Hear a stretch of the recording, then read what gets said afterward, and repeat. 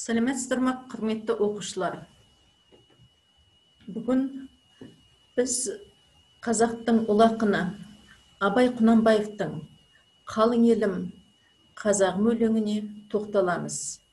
Сабақтың мақсаты әдеби шығармаға сюжеттік, композициялық талдау жасайды, идеялық мазмұнын түсінеді.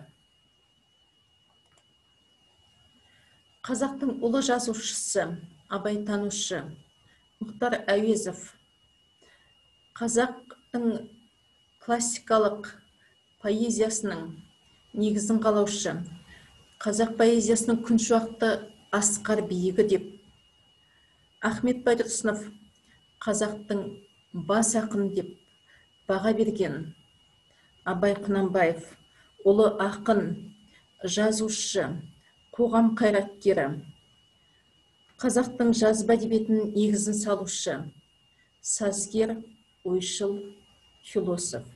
Өздеріңе белгілі, биылғы жылы Абай Құнанбаевтың 175 жылдық мерейтойы елімізде аталып өтті.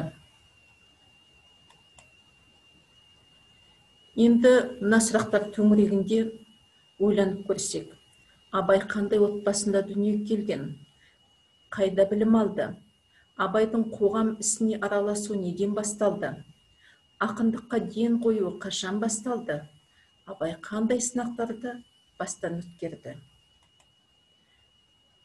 Балалар, енді қазақтың бас ақыны жөнінде оның өмірбаянын өздерің оқып, кітаптан және қосымша материалдардан танысады деп ойлаймын.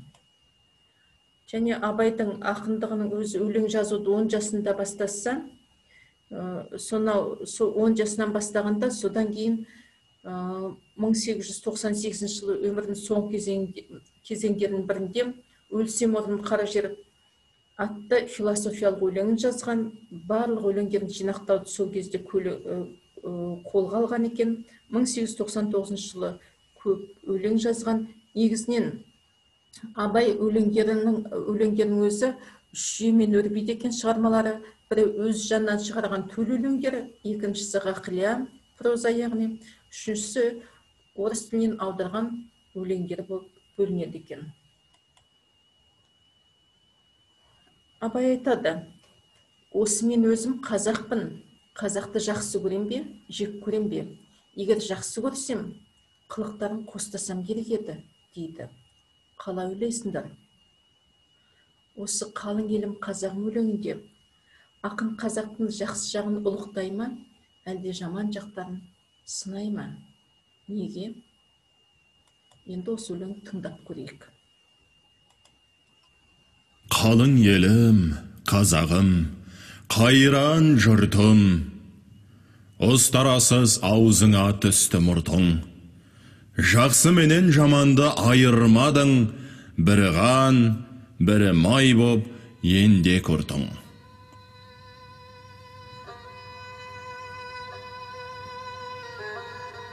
Бет бергенде шырайың сондай жақсы, қайдан ғана бұзылды сартша сұртың? Ұқпайсың өз сөзіңнен басқа сөзді, аузымен орақ ұрған өңкей ғыртың. Өзімдікі дей алмай, өз малыңды күндіз күлкің бұзылды, түнде ұйқың. Көрсе қызар келеді байдауы жоқ, бір күн тыртың етет, бір күн бұртың. Бас-басына бей болған өңкей қиқым, мінеки бұзған жоқ па елдің сыйқын? Өздеріңді түзелердей алмайм, өз қолыңнан кеткен соң енді өз ырқың. Ағайын жоқ нәрседен етер бұртың, оның да алған жоқ па құдай құлқын? Бірлік жоқ, береке жоқ, шын пейіл жоқ, сапырылды байлығың, баққан жылқың. Бастами қолдамалға талас қылған, күш сынасқан күндестік бұздау шырқын. Оңалмай бойда жүрсе осы ғыртың, әр жердек жазылмай ма жаным тырқың? қай жеріңнен көңілге қуат қылдық. Қыр артылмас болған соң мінсе қырқың. Тұянақсыз, байлаусыз байқұс қылпың, не түсер құр күлкіден жыртың. Оғындырар кісіге кез келгенде, пыш-пыш демей, қалама ол дастыртын.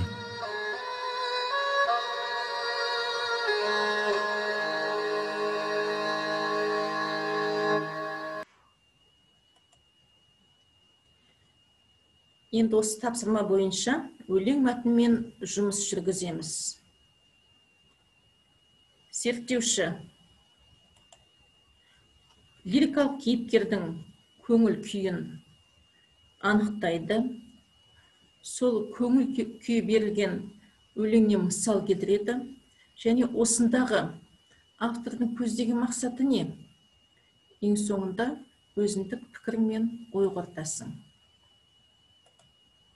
Баяндап беруші қалың елім қазағым өлеңіндегі автордың ойы қандай, өлеңнің идеясы қандай? Абай өмір сүрген қоғаммен қалай байланыстыра аламыз? Деген сауалға жауап береді. Сұрақ құрастырушы қалың елім қазағым өлеңі бойынша кім не, неліктен, қалай, қашан, қайда деген сұрақтарды өлең мазмұны, идеясы, тақырыбы бойынша құрастырулары тиіс. Сілтемелер табушы өлеңнің тақырыбына сәйкес афоризмдер мен мақал мәтелдерді табады. Яғни өлең тақырыбын анықтап алғаннан кейін осыған сәйкес келетін қандай афоризмдер бар, қандай мақал мәтелдер бар, соны тауып жазады. Бейнелеуші бұл қызметті рөлді таңдаған оқушылар бейнелеу өнеріне қабілетті болуы тиіс. Өлеңнің мазмұнына сай көтерілген мәселеге қатысты сурет салады. Дәнекер автор көтерген мәселелерді бүгінгі өмірмен байланыстырады. Мысалы, айталық, бірліктің жоқ болуы бүгінгі өмірде бар ма, жоқ па?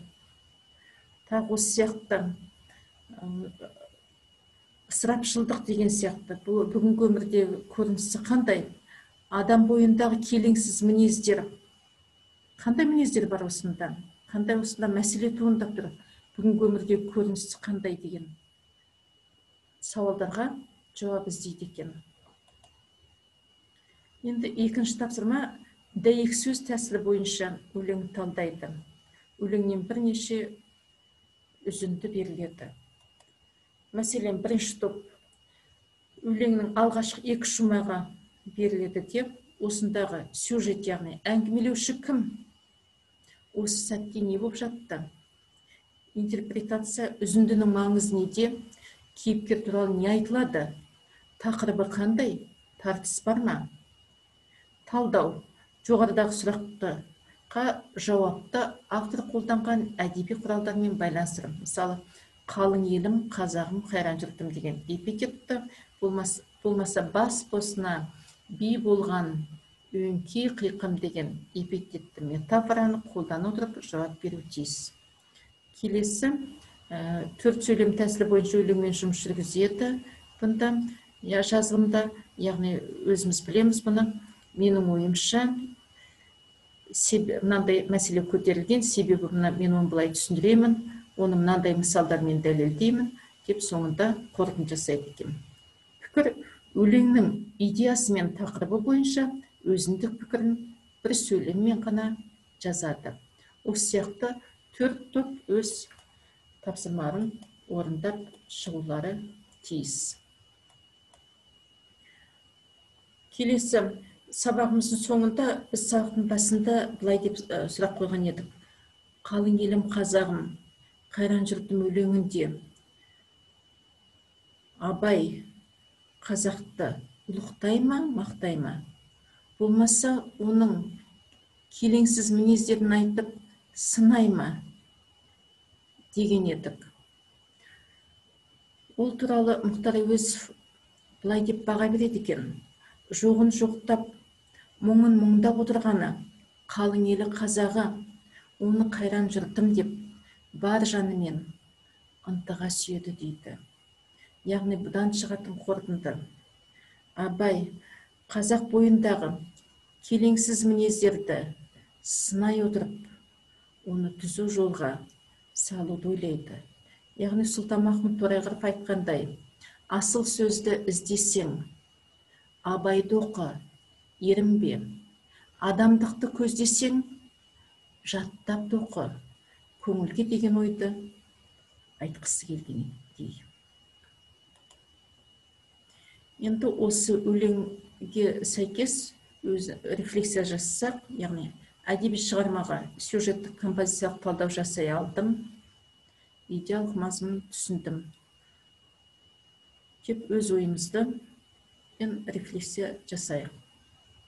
Сонымен үйге тапсырма: қалың елім, қазағым, қайран жұртым өлеңіндегі лирикалық кейіпкер бейнесі деген тақырыпқа шағын ой толғау жазып келеміз.